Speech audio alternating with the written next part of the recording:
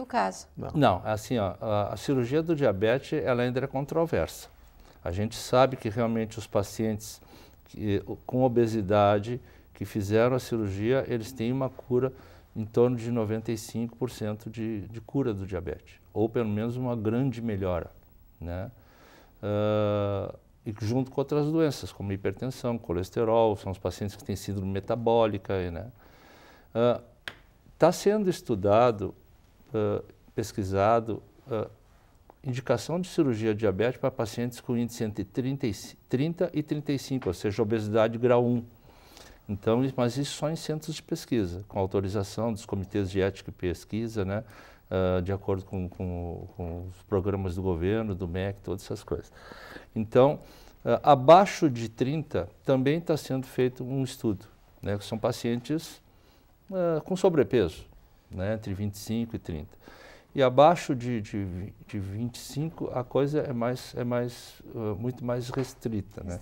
Então, bom, nós vamos deixar as pessoas curiosas, doutor Jarbas, e vamos continuar esse assunto depois do comercial. Então aí a gente vai ver quem mais pode fazer.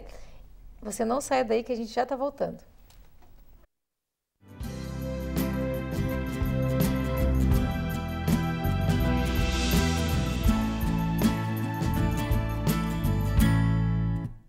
Seu sorriso está sempre com você. Ali no bairro das Três Figueiras, o Centro Odontológico 590 reúne o melhor para o seu sorriso ficar perfeito. Tratamentos com tecnologia e os produtos mais modernos do mundo. Profissionais especializados, capacitados e treinados em todas as áreas da odontologia. Atendimento personalizado, com carinho, respeito e preço justo. Liderado pela doutora Ana Paula Sorrentino Delvaux, pós-graduada em implantodontia e prótese, o Centro Odontológico 590 ainda reúne doutora Larissa Leite, especialista em odontopediatria, doutora Gisela Grande, especialista em cirurgia bucomaxilofacial, doutora Catra Itápia, especialista em endodontia, doutora Karine Betiol, especialista em periodontia. Seu novo sorriso está no Centro Odontológico 590, Avenida Carlos Ruber, 590. Você sonha com agilidade ao dirigir, com incrível design aerodinâmico, segurança e precisão nas curvas e a potência que você sempre quis. Poucas coisas na vida falam mais sobre você do que o carro que você dirige. Sua família. Não está na hora de você se dedicar a ela? Da Igreja de Jesus Cristo dos Santos dos Últimos Dias. Existem dois tipos de residência, as que têm cupins e as que terão cupins. Toda madeira pode ser tratada e toda infestação deve ser controlada. Portanto, proteja seu patrimônio, faça um controle com até 10 anos de garantia, sem cheiro, sem sujeira e com total segurança para sua família. Ligue agora, 3026 5060. Zap Cupim, a solução definitiva contra os cupins.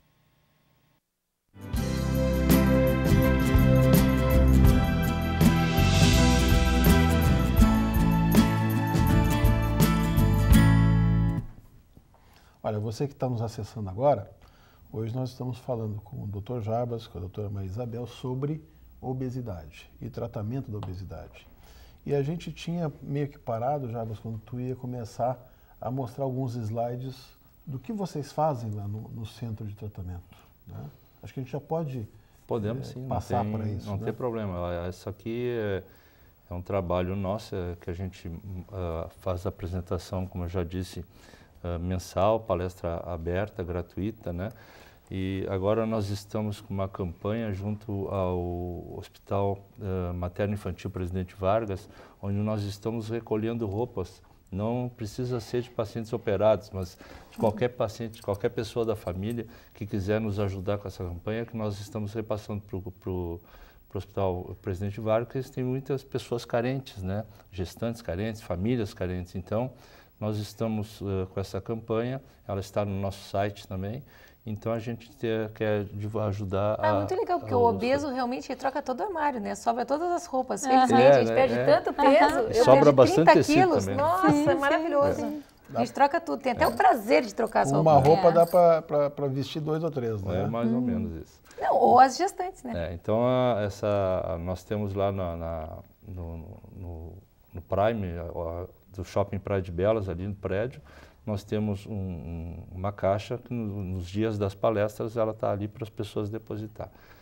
A nossa equipe, como eu falei, ela é uma equipe formada por mim, que sou cirurgião bariátrico, né? A doutora Eliana, que é endocrinologista, a doutora Vilma, que é nutricionista, a doutora Maria Isabel, que é psicóloga, a Aline, que é a educadora física, que é muito importante na recuperação dos pacientes, o doutor Darcy, que é o anestesista, o doutor René e o doutor César, que são cardiologistas da equipe, e o doutor Fábio, que faz a parte de pneumologia e estudo da apneia do sono, que é muito frequente também nos pacientes com obesidade. Essa é uma definição da obesidade, que ela é causada por um desarranjo, né, no equilíbrio metabólico do corpo. Então, isso faz com que haja um acúmulo de gordura. Então, não havendo queima, nós temos esse acúmulo. Isso pode levar a grandes proporções, né? Então, nós temos um problema de epidemia mundial, que é a obesidade, e que ela é uma doença assim, que tem múltiplos fatores, e nós não conseguimos, às vezes, definir qual é o fator primordial, né? Esse é um outro slide que mostra a preocupação, porque nós temos uma população crescente em termos de obesidade no mundo inteiro, né? E também nós temos no Brasil cerca de 3, 4% da população, equivale aproximadamente a 4 milhões de pessoas com obesidade mórbida, né? Ou seja, é um número preocupante que, se reunir todos os cirurgiões num local, nós não vamos conseguir resolver. Seriam praticamente 2 Porto Alegre só de obesos mórbidos, né? Nossa, é muito alto. Isso aí é uma equação que a gente faz para calcular o peso, o índice de massa corporal das pessoas, que é peso pela altura, e aí nós temos uma classificação essa é mundial, né? Onde nós temos vários tipos de acordo com o índice. Isso eu acho que é uma coisa que as pessoas vão se interessar muito em calcular para ver em casa em que ponto eles estão, né? Já ajuda, né? E nós trabalhamos muito com essa faixa que vai de 35 a 40, que são os pacientes de obesidade grau 2 com doenças associadas, e acima de 40, onde nós temos já a indicação da cirurgia.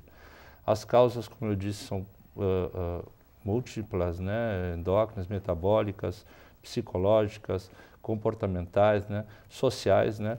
E as causas mais frequentes é esse acomodamento das pessoas ao sistema, né? Então, nós temos a vida moderna, as facilidades, sedentarismo, a violência que faz com que muitas vezes a gente fique retraído em casa e não saia para praticar esporte, para passear, né? A pressa em viver também. Hoje a gente come muito rápido, né? E quando a gente não consegue, a gente tem falta de tempo, não consegue resolver o problema da fome, a gente apela para esse que apareceu ali agora, que é o famoso telefome, que ele soluciona nossos problemas alimentares, né? Principalmente quando nós chegamos cansados em casa e diz nós que queremos... massa, diz que pizza, diz que tudo, Escolhe o que quiser. Né? Então, hoje a gente tem essa facilidade. Antigamente, a gente tinha que sair correndo atrás da galinha para matar, para comer. Hoje, você pede o galeto pronto em casa, sem se engordurar. Sem se engordurar. A obesidade, ela tem uma forma de tratamento, que é o tratamento clínico, e que ele está baseado em 4 áreas, 4 grandes pilares, né? Que é a parte clínica endocrinológica, né, com os fatores hormonais, a parte nutricional, com esse desarranjo alimentar que as pessoas têm, a parte psicológica, que eu acho que é fundamental no sentido de que vai dar suporte para essa pessoa, e eles têm muitos problemas e atiram na comida para solucionar seus problemas, né? E aí, Jarbas, é importante a gente pensar nesse preparo, né, que visa a consciência, mas no pós-operatório, dos aspectos que eu trabalho é procurar auxiliar o paciente a se manter aderido aos demais tratamentos, porque os pacientes têm que manter, vamos dizer, revisões constantes, né, por exemplo, com a endocrinologista em relação à suplementação vitamínica, que tem que haver um controle por toda a vida. Então, nós temos que ajudar essas pessoas a abolirem comportamentos autodestrutivos ou de descuido para que elas possam também seguir bem o acompanhamento das outras especialidades. Eu acho que esse acompanhamento também ajuda a pessoa a não voltar a ter peso, né? Porque tu volta para o acompanhamento, vê que engordou 1 ou 2, já tem que voltar, né? Isso é uma preocupação, porque o paciente se submete ao tratamento. Ele se permite ser tratado, ele permite, inclusive, no caso da cirurgia, a ser agredido cirurgicamente para tratar essa doença. E depois ele começa a perder todos esses cuidados, né? Isso é um problema sério, um problema de desarranjo psicológico importante, né? E o enfoque principal do nosso grupo é o tratamento em equipe. É a continuidade, é a adesão ao tratamento. Sim, que uma área apoia a outra, né? E nós sabemos que os pacientes passam por diferentes fases, como você estava falando no quadro anterior, né, Ana Paula? Os primeiros 6 meses envolvem, para todos os pacientes, essas situações de dumping, de intolerância ao açúcar, de intolerância à gordura, né? Mas muitos pacientes, outros não, após esses 6 meses, vão perdendo essa sensibilidade, né? Eles, impedidos de ingerir o açúcar ou a gordura, passam a poder ingerir esses alimentos. É como tem cabeça de gordo?